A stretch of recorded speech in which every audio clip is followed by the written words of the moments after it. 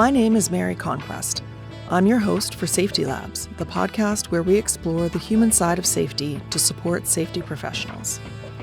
We move past regulations and reportables to talk about the core skills of safety leadership: empathy, influence, trust, rapport. In other words, the soft skills that help you do the hard stuff. This podcast is created by Safety Products Global, the world's leading manufacturer of safety knives. Through our trusted brands, Clever, Slice, and PHC, we empower companies to prevent injuries by providing safer cutting tools for every material and application. Hi there. Welcome to Safety Labs. Today's guest has spent years researching and working on the workplace safety of construction sites. She approaches the topic from a number of different angles: academic, practical, social, and physical. She recognizes the tension inherent in competing goals for organizations and workers.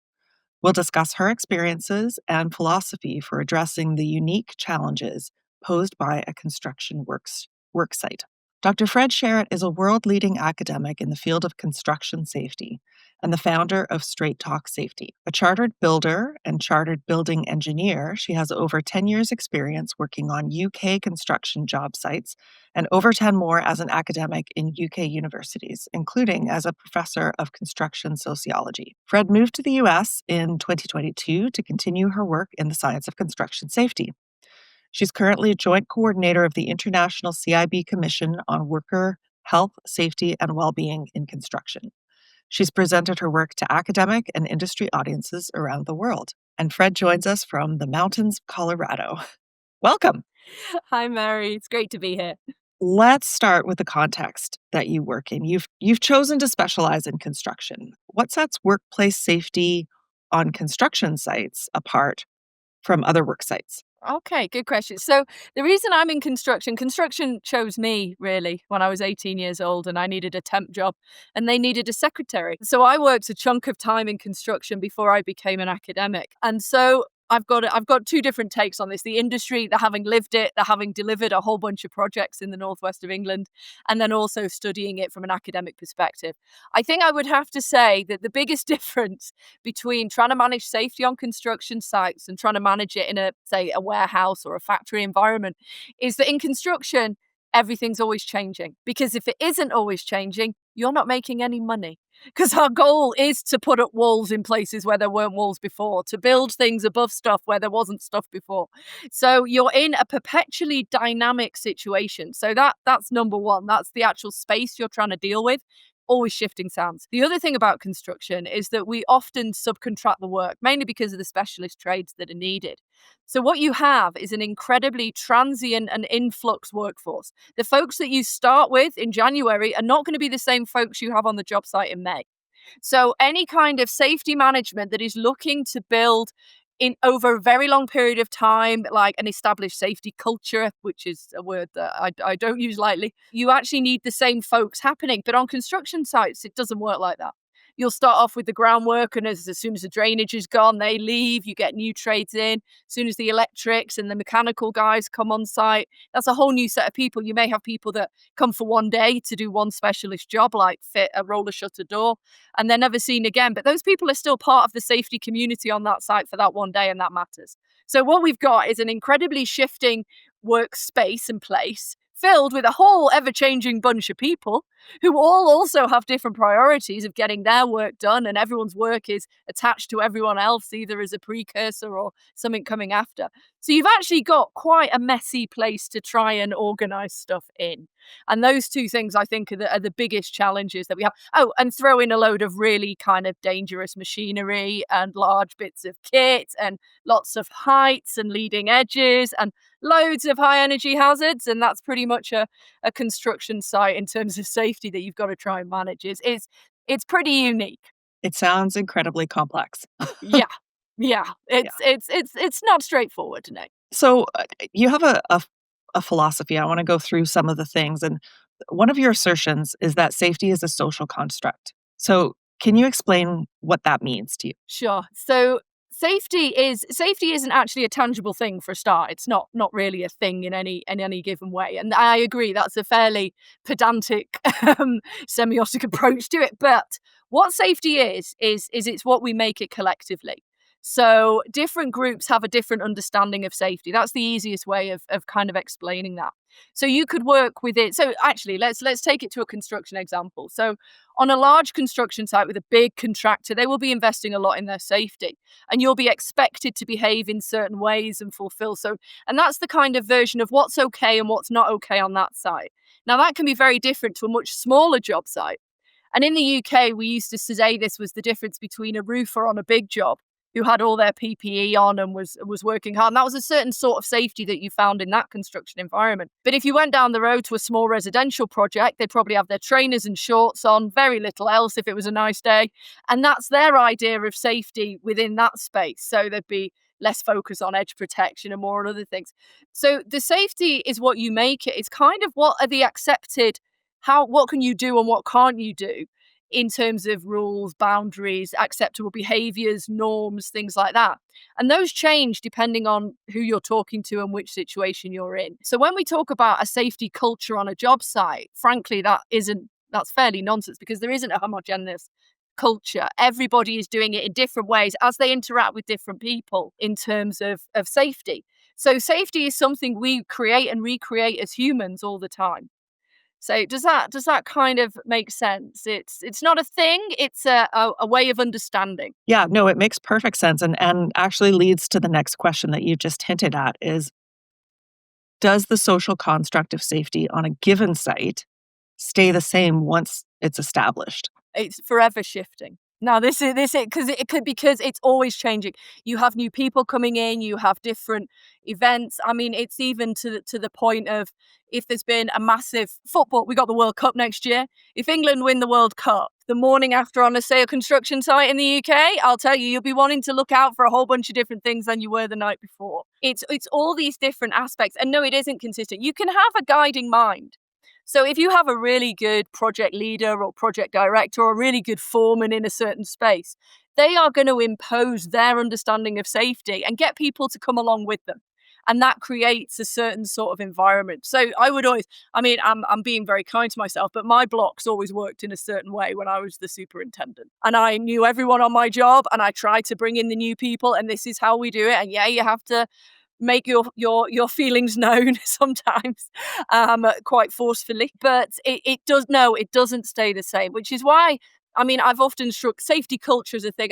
We wrote a paper on it last year that really kind of said we need to stop using this as a concept, because it is constantly changing. It is a social construct, so we shouldn't be trying to measure it in ways that people will try and convince you can do a safety culture survey and that's it, that's you, that's done. But you're quite right, Mary.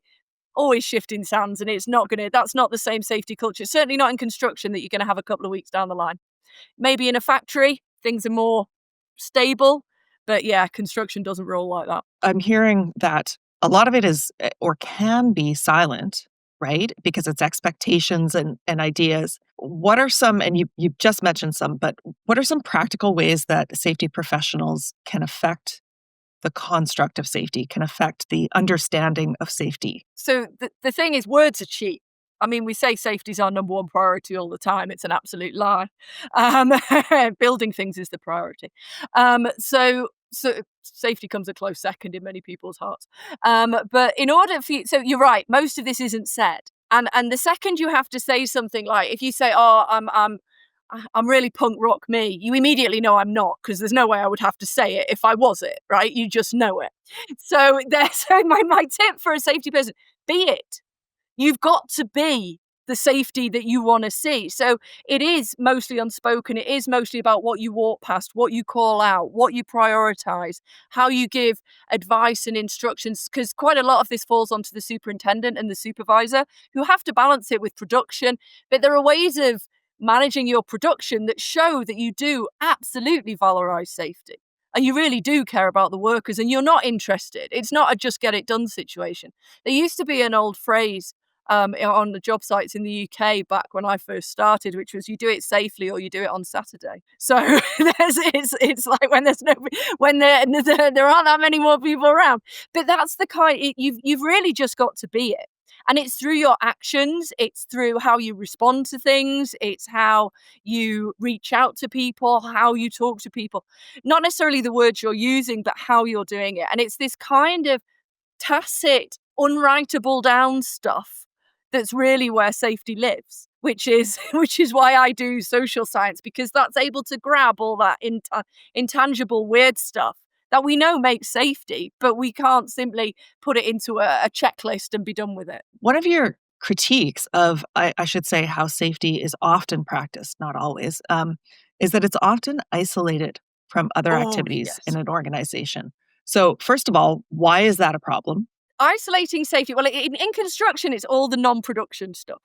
So you end up with some poor soul will end up being the HSWEQ coordinator, like VP. And that's all the things that don't make money. So prior production is the other thing. So we end up with poor, safety, and it gets bundled up with environmental stuff, sustainability stuff, quality gets bundled, even though quality is so fundamental. I mean, it's ironic that gets othered, but it does sometimes. So the reason that that's important is safety has long been othered as a bolt-on. And in construction, I think that's in part because the production is key. Cash is king. You've got to be making things change. You've got to get your valuations in. You've got to get your money in. Most construction's built on credit, and you can easily run out of being able to pay people down the line if you don't focus on production. And I always used to say to my students when I was teaching back in the day that we'll know we've sorted safety when it isn't talked about, because we're not trying to apply a risk assessment to something that's been decided it's going to be done this way. And in construction, quite a lot of what we do, the plan was to do it, was set out in about 1870 when, you had people queuing up to be killed on job sites. So it's human life was not the same back then. The way we do a lot of construction work, I'm kind of semi-convinced that if we unpeeled it and then tried to put it back together again with safety baked in, as opposed to we're not really bothered about this because look how many, I mean, it's like when someone invented the telephone and said, why do we need that? There's lots of young boys able to run messages to each other. And it's like, well, why do we need to make construction safer? People were presumed to die doing it back in the 18th, 19th centuries.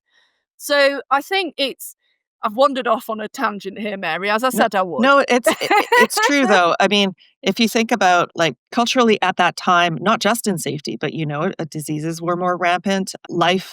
People had a lower life expectancy for a number of reasons. So yeah, it's a very different context that we're working in now. But we haven't changed how we're doing it.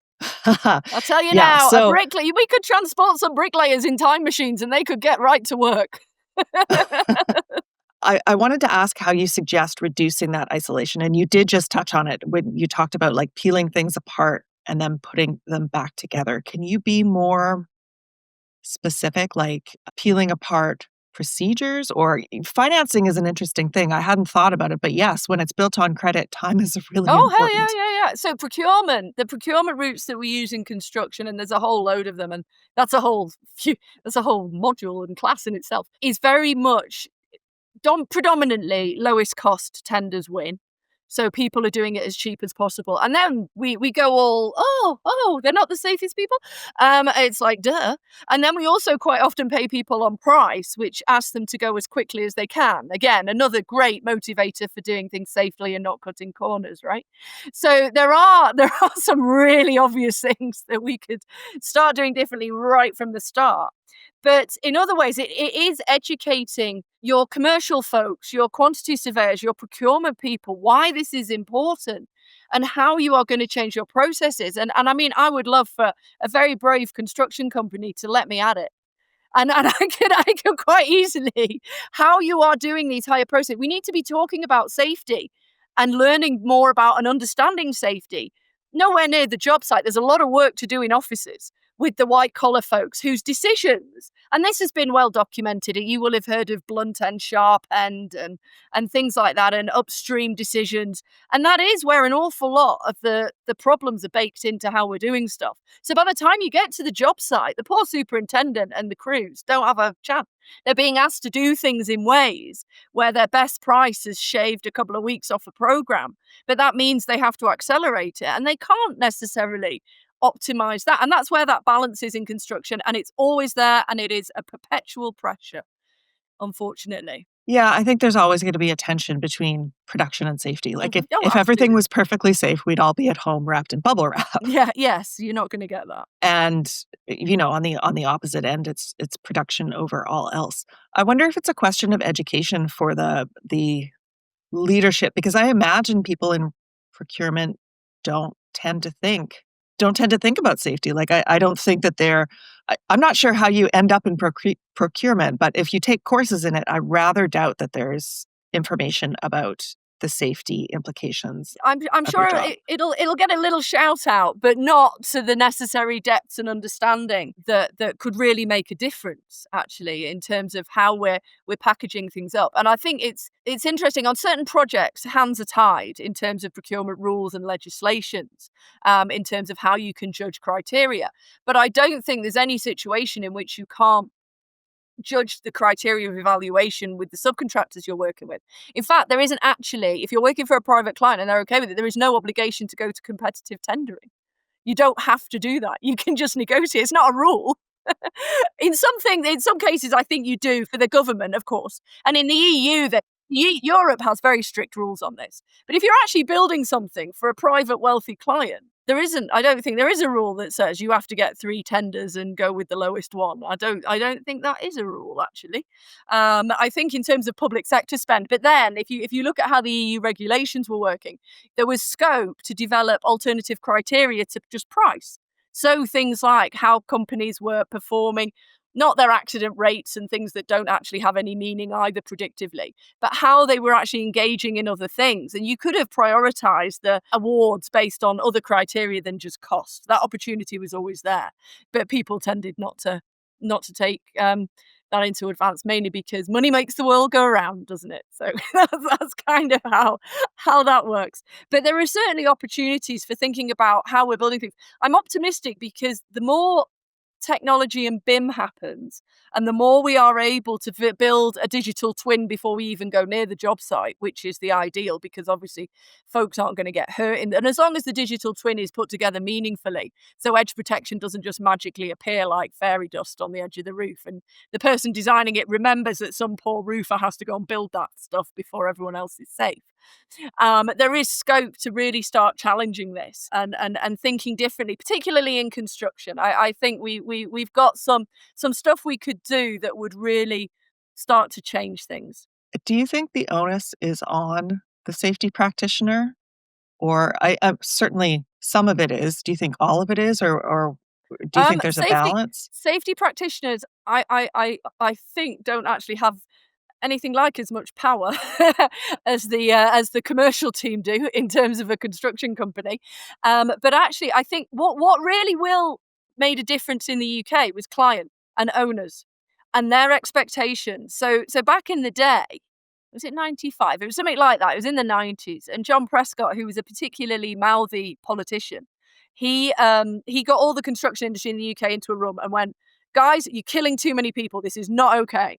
And the industry went, "We agree, but we are being made by clients to maintain this lowest cost thing. It's not helping." And John Prescott, to be fair, didn't go, "Yeah, get on with it, shut up." He actually went, "You know what? You've got a point." So the UK government wrote their own rules for procurement and how they were going to behave as a client. And in the UK, we saw a really quite a significant drop in fatalities as a result of this. And we can see that client expectations for things like just worker welfare. So you will not find a porta potty on a big British construction site. It's all plumbed in toilets, proper ones, not thing. Yeah, yeah, yeah. But the clients expect it. I worked on a job in the UK where the setup for welfare alone, which had lockers, showers, everything for the workers, was, I think it was 300 grand a year. But we factored that into the cost, and the client was very happy to pay it because that's the expectation. And it's all about client demands shifting the dial on this, because and I think that is what made a big difference in the UK, was that there was a big summit. Everyone got together, everyone growled at each other, but then they went away and actually changed how we were doing things. And the UK government is the biggest construction client in the UK, and their expectations started to raise everyone else's expectations.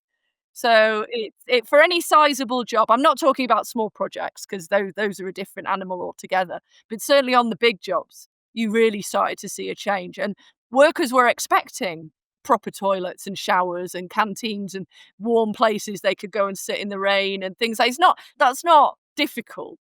That's a bit rubbish if we're still treating workers like, well, you can go in the porta potty and sit in your truck and that's you done on our job site. Yeah, that's not how it should be.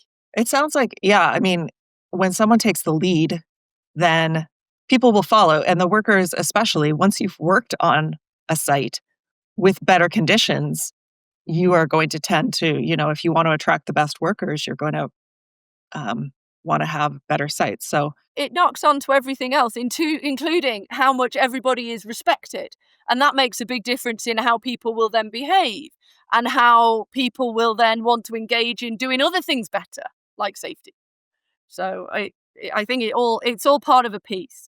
you've also said that safety has a smaller physical aspect and a larger social aspect. So what do you mean by each of these, and why is it important to kind of understand this idea? So there are seriously physical things that we need to do for safety. So direct controls that directly attack high energy, but they have certain caveats around them. One of which is they still work if someone makes a mistake, and that brings the person straight in there because accidents happen to people. Those are the people that get hurt. That is an individual who's not going home is going to have a serious impact on his family, on their community. So I always value the people over everything else. Because an enormous amount of construction work happens when there could have been an accident, but there isn't, and it's only because the person has made the right choice and done the adaptive behaviours and actually kept things going. And I think this is fundamental to ideas around safety 1 and safety 2. So it is actually people, when things go right, quite often it's the adaptability, the resilience of the workers that have made that happen within a space where perhaps the physical barriers weren't there. But we do need, it's not to diminish the value of those direct controls or those physical barriers or those other tangible ways that we protect people, but it is to point out that we actually need to be talking about people because people do make mistakes and they will do dumb stuff. Because that's called being a person. Yeah, well, yeah. I don't know what you mean. I've never done anything dumb in my life. So thinking about those adaptations that people choose to make, your safety philosophy is also to ground safety practice in the unique context of the workplace. So, yeah, tell me a bit more about that. Why is that important, and how does that relate to this sort of social aspect that you're talking about? So within construction specifically, this really matters for what we ask people to do as part of the work. So we have a bunch of folks come into a space that's often either too cold or too hot. It's either too dusty or too rainy. It's not. I mean, it's a beautiful day here today in the mountains. I'll tell you that. But there are many where it really isn't. And so what we do then is we ask them to come and do some really quite scary things. We ask them to go up on scaffolds that wobble. We ask them to drive tower cranes, and those things move like hell. If you've ever been up one of those, we ask people to do deep excavations, to go down into holes that have got things on the side of it. We ask them to do all this scary stuff. You would never get my husband up a scaffold, and you have to have a certain amount of bravery to do this. I mean, I've been up in man baskets in in harnesses where we have to use these things on contraptions in order to be lifted about. And it's only you in a little bucket. But then what we do, stupidly, is we get people who have to have a certain amount of bravery. We've got to have a certain amount of, right, I'm going to do this. Because most people would shy away from a lot of these activities. And then we say, right, we want you to be brave. You've got to take that risk that a lot of normal people won't want to do. But then just stop. It's like, be brave, but not like that. Don't be silly brave. You need to be brave enough to do the work I want you to do, but then not too brave in that you'll not see the added risk of actually just kind of leaning over a guardrail or something along those lines, because you're already at a level of risk that most normal people wouldn't want to go near. Especially, people choose to work in offices where the most dangerous thing that can happen is, I don't even know what the photocopier might get a bit excited. So you've got office spaces where, yes, there are hazards in offices. I'm not belittling that. But that we're not talking that you've got to really take your heart in your mouth and actually get on with it and do some scary stuff. But then you're then told to artificially rein that in, as if there's like some sort of invisible line between this is okay and that isn't. So I wrote a really interesting paper on risk a long time ago. And it's this presumption that everyone has a zero risk tolerance, or everyone's thermostat is set to zero. And it really isn't, because otherwise people won't go rock climbing or skiing or fly small aeroplanes and things like that. And in a world where we're ever more constrained in terms of our autonomy and our freedoms, being able to decide, you know what, I am going to climb all the way up that ladder and feel a little bit of, ooh, it's called feeling alive, isn't it? Come on. So it is interesting, but you have to acknowledge that we are dealing with a whole bunch of people who have no trouble standing on the edge of a 20-story building. Now, if you're okay with that, great, because I'm okay with that. I don't mind heights. Every time we go on holiday with my husband, he's like terrified. Get away from there. Get away from there. And I'm like, I'm perfectly... I'm talking like 3 foot off an edge, right? And he's still flipping out. And my mum's exactly the same, right? So but to me, that's okay. I'm fine with that.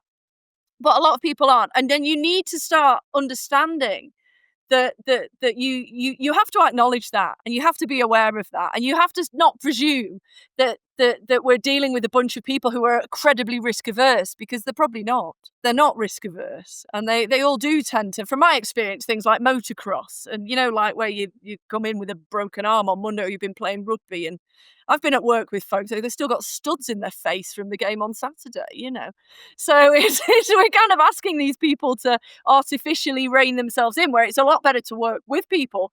And again, think about the work tasks we're getting people to do, and are there ways that we can manage these so that we're not overstepping or blurring any boundaries around levels of acceptable risk. So, yeah, I suppose everyone has their own personal line between this is my risk level and this, invisible line, and then this is dangerous, right? I would not do this, right? And you're saying that these people who already do brave things are going to have different lines. And you can't go through every potential scenario where they may have to make a decision about what to do or what not to do. That's just impractical. So I guess what you're saying is the best way to go about it is to just go through in general the task the tasks that they're going to do. Like, not every specific thing, but just like, is making it explicit, like just saying it out loud, having that shared understanding, is that helpful? It is. And once you've acknowledged that that they know that they're probably okay with a lot more risk than most people would like them to be, that's a different conversation. It also depends very much on experience and how somebody's doing that day as well. You remember the World Cup match that England are going to win, but that may have knock-on effects on the morning after. You see how this might work. So there's all sorts of other things, but the best way to do that, I always found as a superintendent, is to work with folks that know these people, that are with them every day in, day out, and you are able to tell how somebody's doing, how someone's vibing. Is this a good day for you to be doing this particular task? Is it not? We can, and then, articulate it.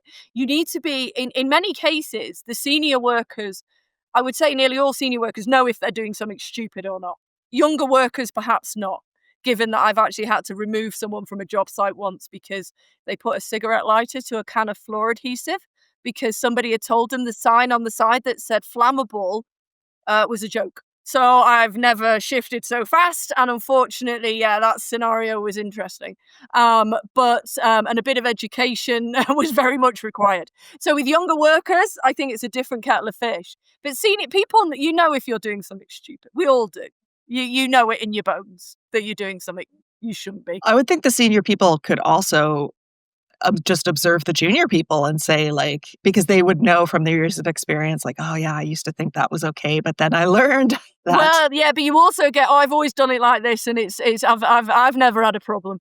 So, like I say, it's super messy. It's super messy. There aren't easy answers and easy ways to do things. And it is really important. I think one of the most important things for anybody that does construction normally is probably really quite personable, because you have to be. It's a people game. You're always just talking. It's working with people. And I'd say safety folks in construction is the same. You need to be able to connect with someone super quickly. And if you've worked construction, that happens quite a lot, because you're immediately on a new job site. You then immediately have to, right, where's the forklift? I'm going to have to make friends with the driver. Where's the guys doing that? You have to be able to connect super well with people. And that's why, again, to jump back to, safety is a people game. Sorry. Yes, safety is I thought I said people was a safety game. Safety is a people game. So it is certainly about connecting and getting people to understand what's going on and why and how. So and I'm afraid, Mary, there isn't a simple answer to how do you do this. It doesn't work like that. And of course, the questions I ask is I don't expect there is no ideal answer. It's really just your perspective on it. But so, for example, so we just talked about how it's complex and every work site is different. If every work site is different, and you've mentioned a few, but what kinds of ideas, approaches, or practices do you think are useful regardless of the site that are not site specific? In terms of construction safety, I think the way that we tend to do things is pretty good. That we do map out the tasks, we map out the job, ideally with the people doing it. I remember I had to do we built a plant room 6 stories up, right on top of this building, right on the edge, and we put the roof on it. And then someone remembered there was a generator that had to go in there, and we couldn't fit it through the door. So we had to do a whole lift where we took some of the roof off to get this thing in. And this was on my block. And I was like, right, this looks great. And there's no parapet on this roof. And I know I'm going to have to tie 2 men back with full restraint so they can't, because we're 6 stories up, right? And so me and the 2 lads that were going to do it just sat down and worked it out. And because they were the ones that were going up there doing it, I'd just be stood like down on the flat roof. So I really wanted them involved in how we were going to do it step by step, because this wasn't a regular piece of work. It wasn't normal work, and it certainly had its dangers. So I was very keen to do that. So mapping things out with folks, though, making sure that you're not just giving, here you are, here's the file like this that you're supposed to read in 20 minutes and stuff like that. There's too much of that going on. But I think I was quite lucky in construction because I was quite young and I was a woman, and I was the only one. So basically what that enabled me to do was to ask an enormous amount of questions and bring everyone along with me, rather than I know what I'm doing, I'm going to tell you how to do it. There was never any of that, because it wouldn't have worked. I mean, it just, and it's not how I roll anyway. So it's important that we do that. But across construction sites, I think we don't do enough really to leverage the knowledge and expertise that we do have in the workforce. That do this work regularly. I think we are very obsessed with CYA. So we need to make sure we've got paperwork and all these things that we get folks to sign that they've never had a hope in hell of reading. So it is important that we engage with people on that personal level in terms of how that goes. But beyond that, I think various safety management systems are definitely needed, whether yours is big and fat and bloated or it's actually lean, agile, and folks can find what they're looking for within the first 2 seconds, rather than having to go in somewhere with a light and delve back into the depths of the archive. But yeah, I think that works well. And I think the actual legislation, because the other thing that we do quite a lot is we rely on people telling us we have to do other things, like that whole push to zero harm. We've got to get to zero. No legislation says get to zero. Not here, not in the UK, not anywhere. It's what's reasonably practicable. And actually, the way the legislation works generally in most Western countries is whoever makes the hazard controls it and controls the risk.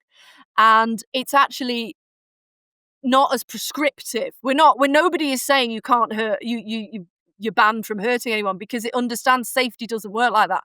The folks that did the legislation back in the day, actually I thought were really quite forward thinking, because in the UK we started about 1840. with the first Factory Act, and they just got thicker, and the book just got like this till the 70s. And then someone went, because this was all prescriptive rules, you must, you shall, you will, in every scenario going. And then someone just went, you know what, let's just take that out of here. Let's just put these requirements, these obligations. And I used to love teaching safety legislation to my construction management students, because they had all these wacky ideas, and these were part-time students, so they'd been on job sites, they'd heard everyone chatting and all it, and they had so many mad misconceptions about what was required of them on a job site. And that's mainly because it's nearly all hearsay or something along those lines, or a consultant has put the fear of God up somebody that they didn't work. Because when we actually read the legislation, I said, well, do you think that's awful? And they all went, no, that seems perfectly reasonable. And it's just things like make sure people can safely get to their work and back again. Yeah, that seems pretty okay to me. I'm all right with that. So it was interesting to see how this idea of legislation of red tape and, it's just tying everyone in knots, yada, yada, yada. Actually, if you read the stuff, it generally isn't. It's actually usually quite sensible, actually. And there's nothing in there that you don't think you should be doing for another human being that you are paying for their labor. When you teach other people, or if you were to advise someone, a safety person, going onto a construction site for maybe the first time, someone who's experienced with safety perhaps, but not construction work sites per se, what would you tell them to look out for to determine the context of the work site? And two-parter here. And what are common challenges that you might expect them to find? So there was a great piece of work done by Loughborough University in the UK, which was about how you can tell everybody that goes on a job site, that knows a job site, tell you in 2 seconds how safe it is. And and there's some things that most people would say, probably things like everyone's got their PPE on. Everyone seems to be like interacting good. I would be looking for little piles of rubbish, because little piles of rubbish become big piles of rubbish, and that shows you that people aren't looking after the housekeeping. I'd be looking for a tidy site. I'd be looking for a site in which people can work. Nobody's on top of each other. There doesn't seem to be a cherry picker having a fight with a mute around some corner. So you can see people have thought things through, and the pace is okay. It doesn't seem particularly frantic. But the interesting thing, now I've just said all that, is all of that is construction management stuff. That isn't safety stuff necessarily. And so I'm not sure if it isn't. It's part of my absolute. I mean, I'm super lucky. I spent 10 years stood in that cold, wet mud. Mainly it was Manchester. It's like Seattle. It just rains constantly. And so it's either. I think I was very lucky to get in that. So you know whether it's a good job or not. And whether it's a good job or not will show how much attention people are paying to safety over production. Because if something's not going well, if you're right at the wire and you've really got to push, you can feel that in the air, really. You can tell how the work is going. And that's when we start to see workarounds. Because the thing about construction that's wonderful, there is nothing you can't do. You can build anything. There is no problem that we can't fix or we can't solve or something we can't do.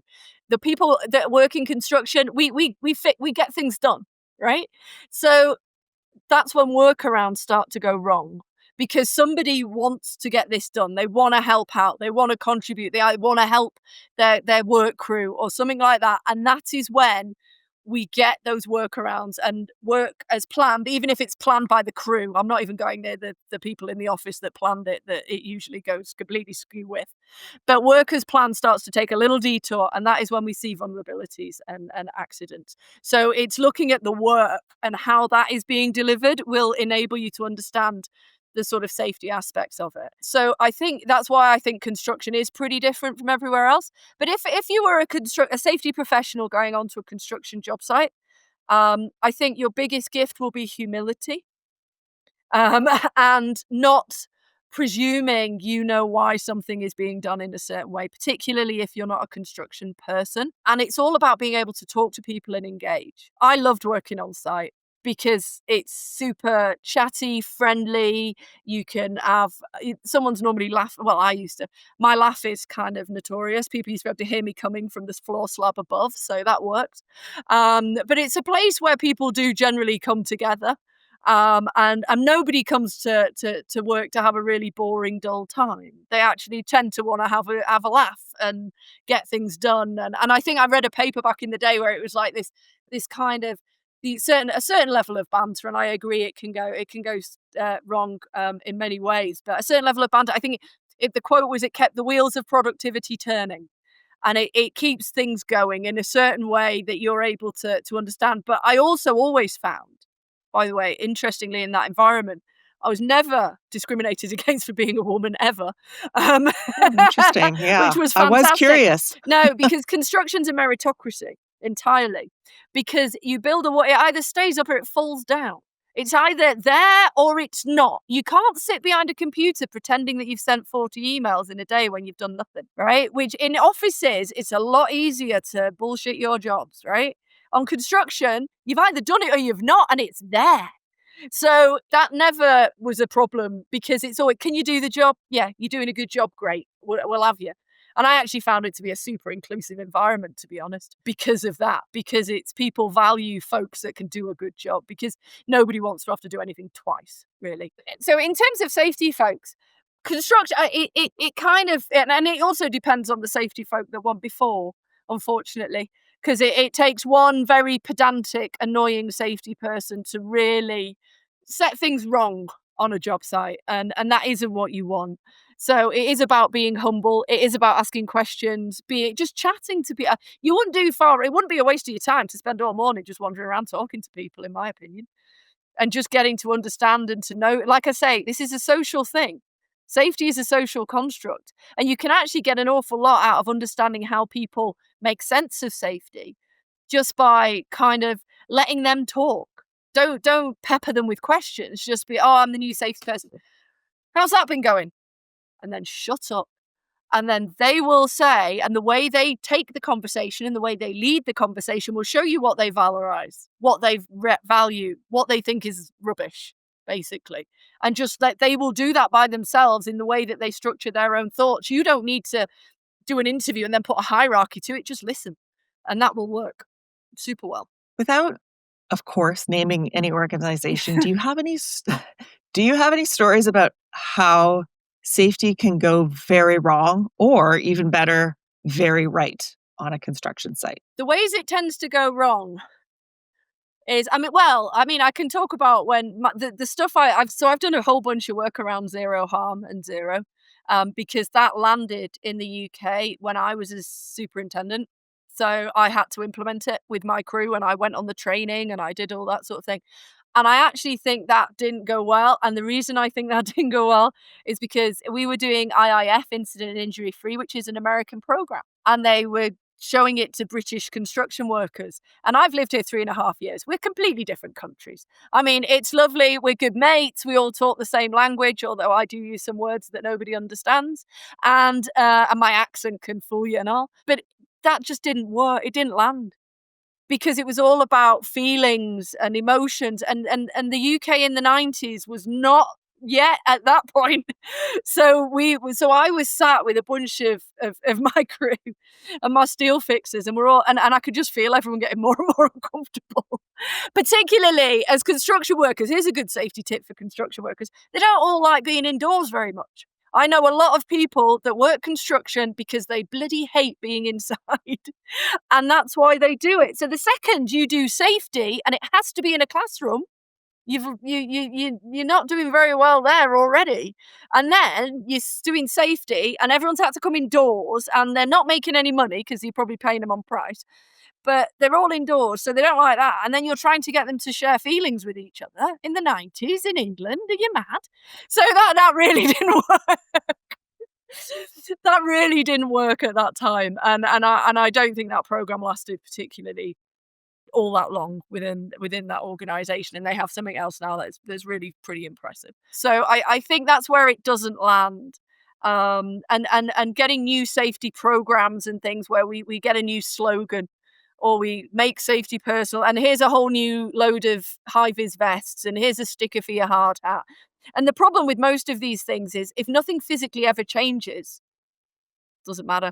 And so workers just become more and more disengaged with what you're trying to achieve, because you're doing all the superficial stuff and sort of doing the easy wins, which you look great if you then want to tweet about them or whatever. But if you're actually trying to do something meaningful, like that hard work of unpacking what we're doing, what are our procurement systems, how are we embedding safety within how we procure our subcontractors and things like that.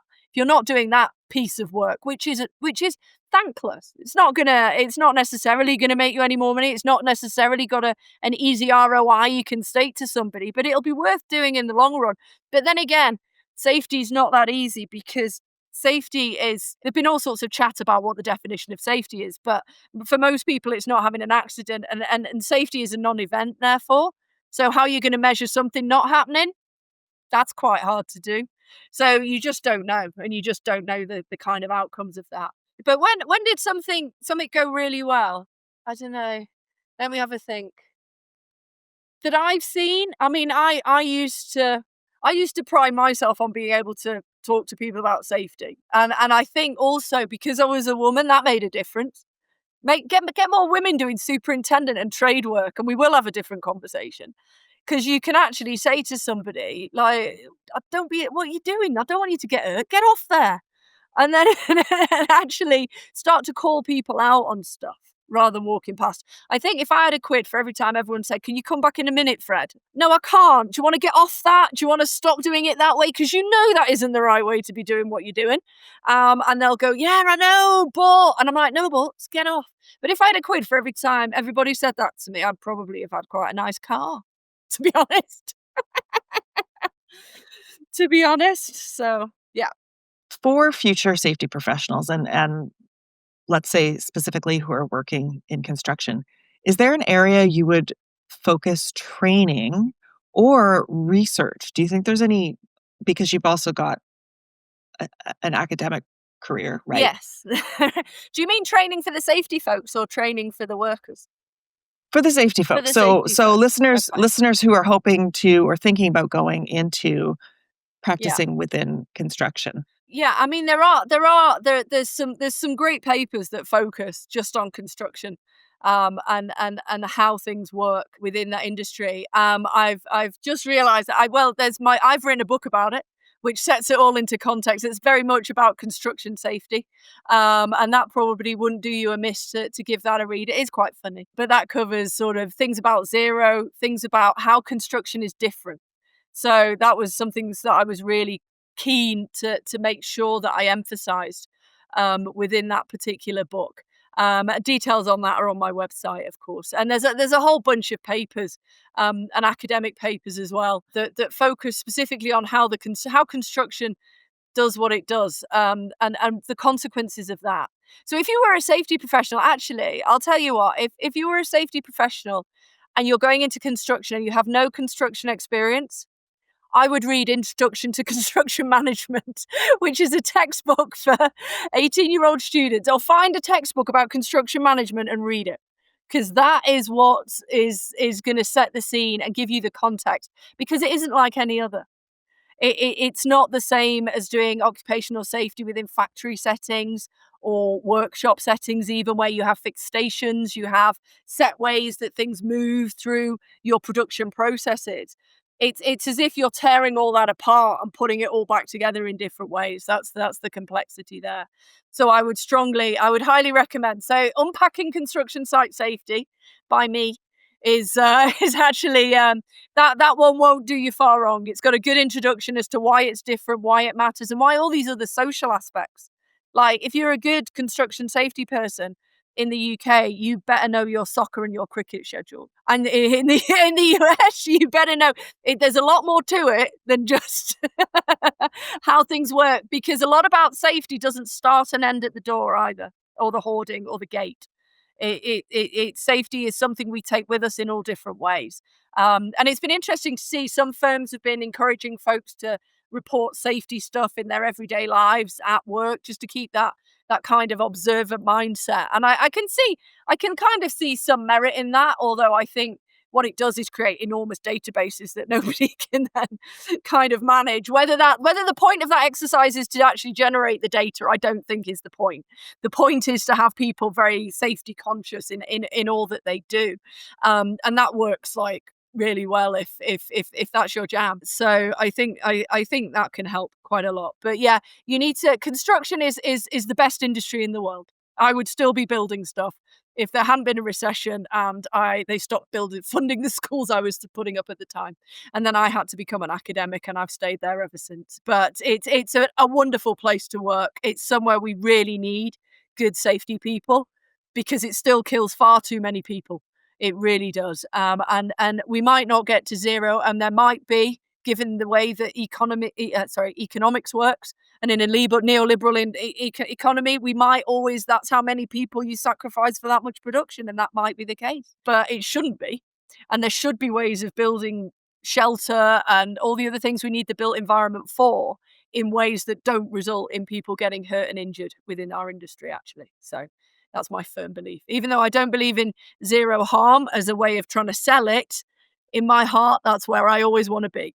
And it's, yeah, absolutely. If you could go back in time to the beginning of your safety career, is there a piece of advice that you might give yourself?